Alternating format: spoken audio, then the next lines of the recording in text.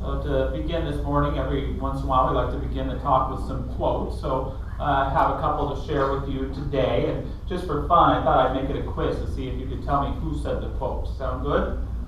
Okay. Here's our first one. At home, at the grocery store, with your family, a long time ago, right now, it's all one big place. It's all the same place. Isn't that deep? It's a good quote. Anyone want to guess who said it? Lao Tzu, maybe? Dr. Seuss? Good guess. I got that one last service, too. His name is Riker Muller. He's a member of our youth program. He said this when he was 4 years old. Here's another one. If there is a flower to smell, there will be happiness. Isn't that a great thought? As long as there's a flower to smell, happiness can be. Anyone want to guess who said that? I would have guessed the Buddha if I didn't know the answer. Her name is Sophia Campbell, and she said this when she was 5 years old. One more. Gratitude creates kindness, and it allows you to be more in touch with others and your inner self. Doesn't that speak to the extraordinary? Who said that one? I would have guessed our own Larry Sen in his book on gratitude. Any guesses? Me. I like that. It's Blair Smith, when she was 14. She's 16 now and out driving, so watch out on the road today. She certainly understands gratitude to a great degree. So I love sharing these quotes from our kids here because one of the things that I love so much that we do as a church is we create this space for our kids to connect with their inner creativity and their inner knowing. And maybe that's one thing that kids have that we don't, is they don't know, they're not supposed to know the answers to life's mysteries and profound questions. When my spiritual hero, Reverend Peggy Price, was the senior minister over at Huntington Beach Church, I got to work with the teens. And a game that I love to play with them is we call it the wisest person in the world. And each team took a turn sitting in the middle of our circle, getting to be the wisest person in the world. And the rest of us would surround, and we'd each get to ask a question. It could be, how do we achieve world peace? What's the meaning of life? Will Billy ever go out with me? Whatever they wanted to ask, they could. And the rule for the wisest person in the world was not to think too much on it, but just to speak from that place of inner creativity and spontaneity, of inner knowing. And sometimes the game was so fun because sometimes the answers would be silly and funny, but they could also be very profound and deep and meaningful. And it would always remind me, even though I was young at that time, that I never want to lose touch with that part of myself that knows, even though I think I don't know. That we don't want to lose that wisdom that comes with innocence, that creativity that comes with trust, that profound understanding of life that comes from just having a little bit of faith. Because when we live from the God within us, when we live from a spirit within us that isn't defined by the circumstances of our outside world, but by the feeling of hope and unity we find within ourselves, with the connection of something sacred, then something extraordinary really can happen. And in discussing this topic today, or beginning the topic of our expanding abundance. To me, really living an abundant life, really living a life that is extraordinary, has nothing to do with what we're living for, but everything to do with what we're living from. It has nothing to do, as nice as it may be, to have the job we live for, the money we live for, the notoriety we live for, or even the ideal relationships that we live for. We want all those things, but an extraordinary life really begins and ends with what you're living from, what you see as your source of life, who you know yourself to be in relationship with something holy and meaningful. We all have a quote for the day. Hopefully you got it attached to your soap. No, it's not cleanliness, it's godliness. We'll look at that next week. Adventures in Good Hygiene, week 1. What's our quote of the day from the great Jean Houston? What does she tell us? Oh, hold on. Okay, let's start over. Let's hear it. We all have extraordinary coded. All right. right, pretty good, pretty good. Thank you. I like hearing a quote or two while I'm up here. Is that true? I think it's true. And I think it's a mistake in life if we're waiting for the world to develop us. We should begin to live from that sense of aliveness and creativity with us now. And when we do that, the extraordinary within us can be unencoded, that it can begin to express itself in greater ways. But it all begins in this thing called faith, this thing in trusting this inner wisdom within us. And I know it sounds simple, but it really is all about faith in God, or faith in your highest virtue, or faith in your highest belief about what humanity can become, whatever you want to call it. But when we can live from that, we begin to live beyond the seeming limited circumstances that can be around us at times. Now, it's interesting to almost write for ourselves memoirs in our evolution of faith. Can you think about what your first lessons were about faith, where you first learned about faith from? And for me, I think of Sunday school, and I think of learning that story about David and Goliath, and most of us learned that probably when we were young, right? At first I thought they were talking about the claymation cartoons of Davy and Goliath, so it took me a little while to realize Davy wasn't throwing a stone at his dog Goliath. But it's a powerful story, because in the Hebrew Scriptures, the Israelites are at war with the Philistines. And the greatest warrior of the Philistines is Goliath, who the Bible tells us is 9 feet tall. And he goes out one day and he wants to challenge the best of the Israelites to fight. And I don't know, it's bragging rights for 24 hours or whatever it is. And we're often taught that the Philistines are kind of these rotten people. They're Neanderthals. They're thick-headed, and they don't care about anything creative or loving. And it's interesting that archaeologists have actually unveiled finally some Philistine bodies and then investigating the remains, and apparently they were quite classy people. They did love the arts, and so we should be careful the next time we want to call someone a Philistine, because we really don't know all that truth about them. But David is an Israelite, and he doesn't belong to the army, but his father sends him off on a mission one day, and he hears Goliath challenge the Israelites, which to David is an offense. It's challenging God and God's people. And so he says, I'll go and fight him. And so he takes his stone. He won't put any armor on, because it's going to weigh him down. And he takes that stone and he hits Goliath right in the temple with it. And Goliath falls down and he dies. And that's where the Sunday school version ends. But if you keep reading the Bible, it's like, it would make the inventors of Game of Thrones blush. It gets pretty brutal there at the end. But this is that story of faith, that story that says, if you know God is with you, you can do extraordinary things. Now, I've always believed that in my life. Do you believe that in your life? If you know God is with you, you can do extraordinary things. And yet at the same time, to me, it's even deeper than that. It means that when I live in faith, I'm living with God as my source. I'm living with a consciousness and awareness of the sacred that if I live from it, I know can accomplish amazing things. And when I'm not living in faith, I'm not living in God. I'm living from another source. David in the Bible continues to be a great teacher of this idea of what it means to live from source. Some of the stories get pretty soap opera-ish with David too. He becomes a great king. But he also gets kind of power thirsty. He starts living from power as his source, or survival as his source. He refuses to go fight with his army anymore because he just wants to survive. He starts living from lust. And it's a great story about how we lose our faith when we start living from limited sources, limited ideas. It's pretty scandalous too. It would make the makers of Scandal blush, or One Life to Live blush. And so one of the stories, it's more kind of Sunday school after dark, but it's the story of David and Uriah and Bathsheba.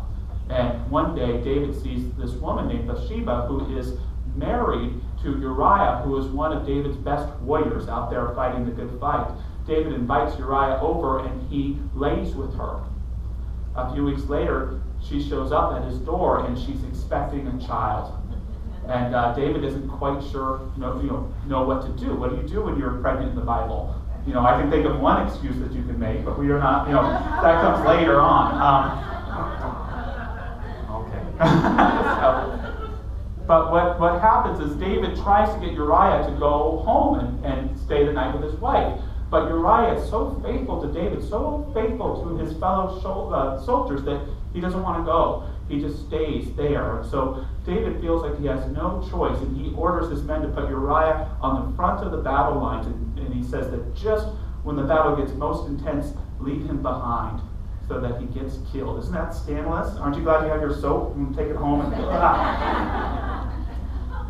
And eventually, he dies, and Bathsheba becomes one of David's many wives. And can you imagine the victimhood that she had to go through, having to go through that experience? So it's an icky story, but it's a powerful one too, that speaks to what can happen when we're not living in our faith, when we're not living from source. Maybe your mistakes aren't as scandalous as David's were, but we can all think of times when we haven't felt ourselves because we've lived from that which we are not. And when we live from that which we are not, we will quickly find ourselves shells of ourselves, less than who we can be. Living in faith to me is living consistently from that place I know of extraordinary within myself. I love how Ernest Holmes puts it in his Science of Mind. He says, "Remember, God is the silent power behind all things, always ready to pour into our experience that which we need. We must have a receptive and positive faith in the evidence of things not seen with the physical eye, but which are eternal in the heavens. If we allow the world's opinion to control our thinking, then that will be our demonstration." So living in faith, living an extraordinary life is about living and trusting in the extraordinary within ourselves, that which is connected to a greater way of being. Living from it, we allow it to inform us, we allow it to inspire through us the best of ourselves, but we lose it when we get caught up in thinking we're right in the world as we think it is, or in the world as other people tell us that it is.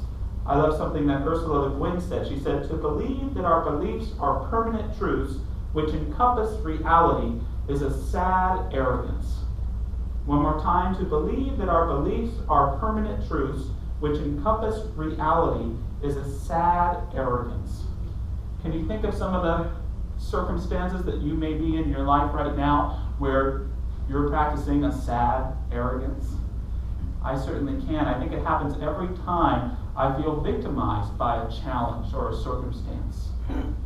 Just last weekend, April and Gavin and I went to go get our passports. We're getting married at the end of November. We're going to go to Canada. We're really excited about it. But we went to the passport office, and I was thinking, maybe 30 minutes to an hour. Well, 2 hours later, we're about halfway through the line, and I see something posted on the door that says that the kind of birth certificate I have, it's a copy, it's not going to work. It's not going to be accepted. And so I say, well, I probably said something I shouldn't say here, but I take a couple deep breaths and realize it's probably best to get April and Gavin through this thing. And so we wait another hour, and we get to the line, and they take care of us, and then we wind up, I think we're done, but we really have to go to this other big room, and we have to wait a couple more hours, and it's miserable in there.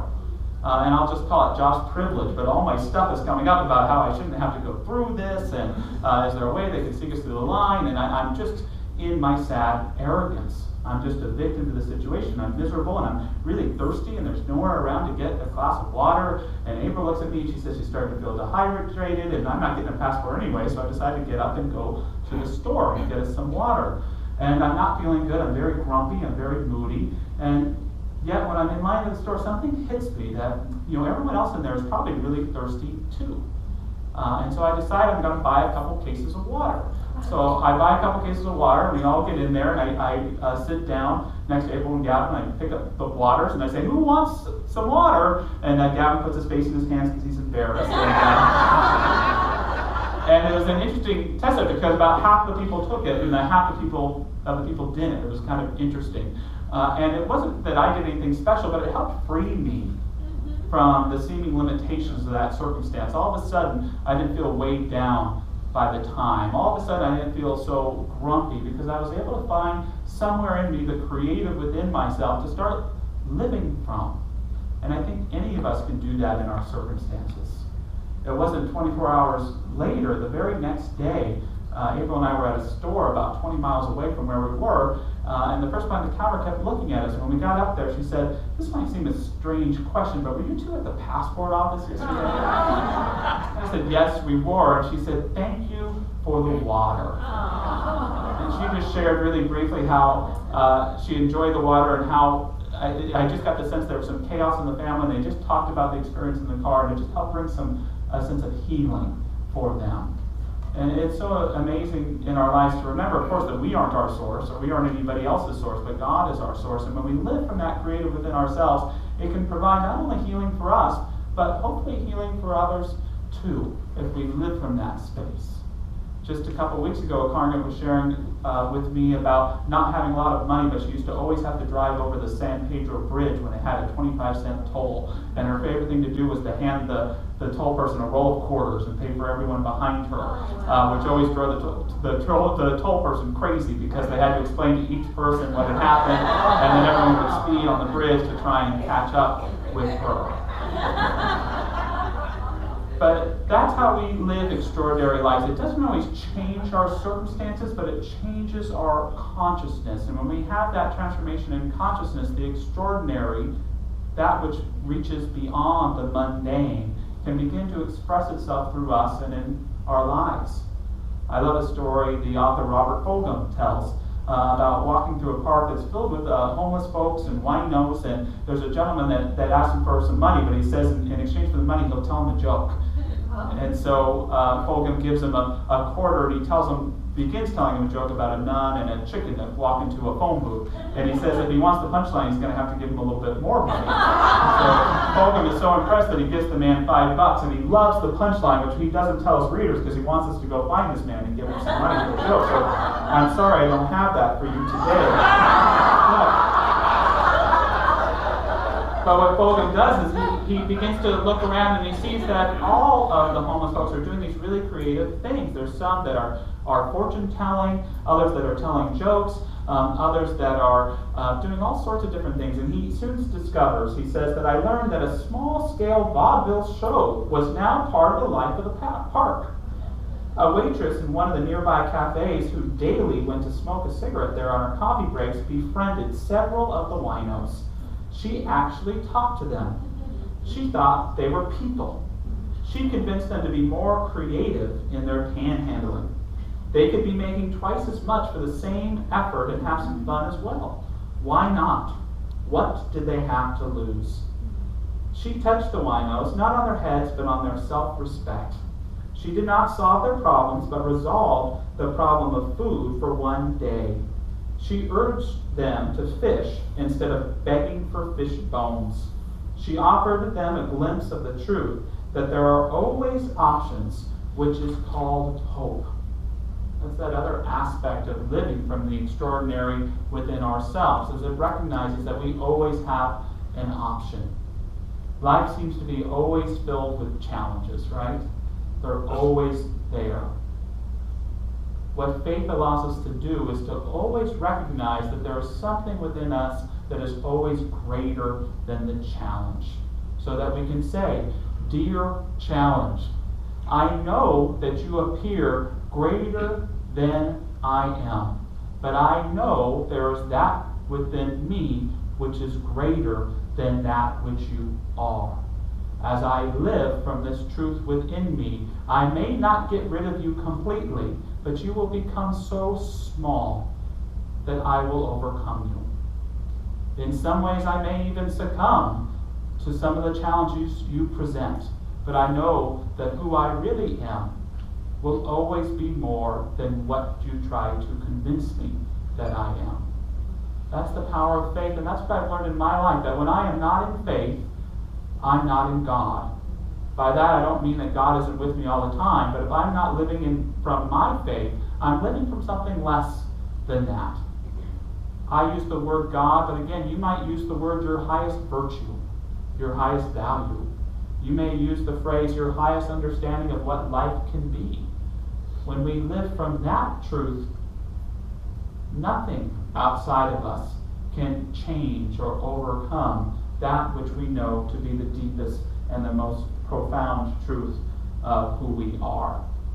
One of my favorite affirmations about abundance comes from the great Eric Butterworth, who simply encourages us to say, I establish myself in the limitless substance of God, and I have abundance. I establish myself in the limitless substance of God, and I have abundance. I invite you to think about any circumstance taking place in your life that you feel limited by, challenged by, and trust me, you probably rightfully feel that way. I'm not trying to change your mind. But remember that when you live from that extraordinary within yourself, when you live from that part of you that you know knows better, that when you live from that part of yourself that is connected to something sacred and strong, it will carry you. It will guide you. It will inspire you. If you open yourself up, it will demonstrate itself. This is the promise of all the spiritual masters who have ever lived. This is the promise of all the people you probably love the most who've mentored you through life. And this is the promise of your own heart, your own being. Trust in it, be it, and allow it to become you and your life. So thank you for your time, everyone, this morning. It's so great to get to present to you today. And let's hear it one more time for Mr. Harold Payne.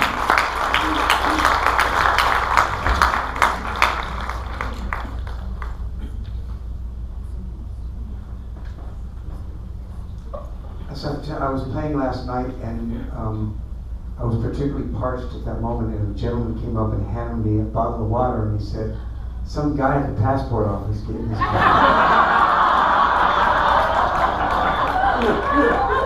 Thank you.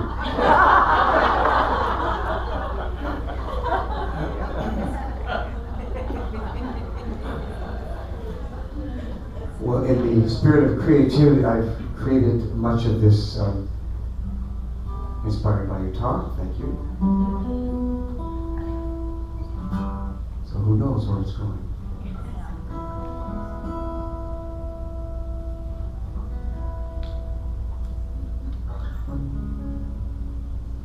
It can be very humbling and sometimes make me nervous to be around those who've given such sacrifice and service, like the gentleman there with you, a veteran of World War II. Thank you. It reminds me of the story of David and Goliath, how one person with faith can triumph to topple the giant. But for David, the power eroded that faith away when he got the fever and consorted with Bathsheba.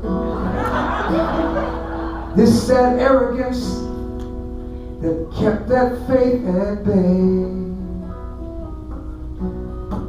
When we live from a deeper source within, incredible things can happen. And when we give with all our heart and soul, doors will open wider than they've ever been. And you can feel the change that's happening inside, taking you to where you're meant to be. From ordinary to extraordinary, diving in the water instead of standing on the shore. Ordinary to extraordinary, deeper than you've ever gone before. When the world feels like it's coming apart, and everything seems hopeless, and you're stumbling in the dark, there's a way that you can make a difference, beginning with your own life, a perfect place to start. It's what you're living from, not what you're living for.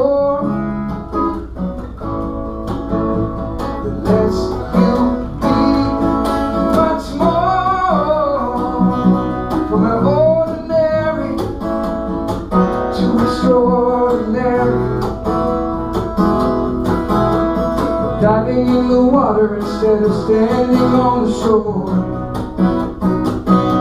From ordinary to extraordinary, deeper than you've ever been before.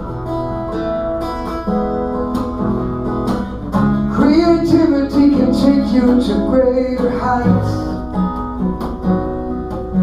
A passport to a better life. From ordinary to extraordinary, diving in the water instead of standing on the shore.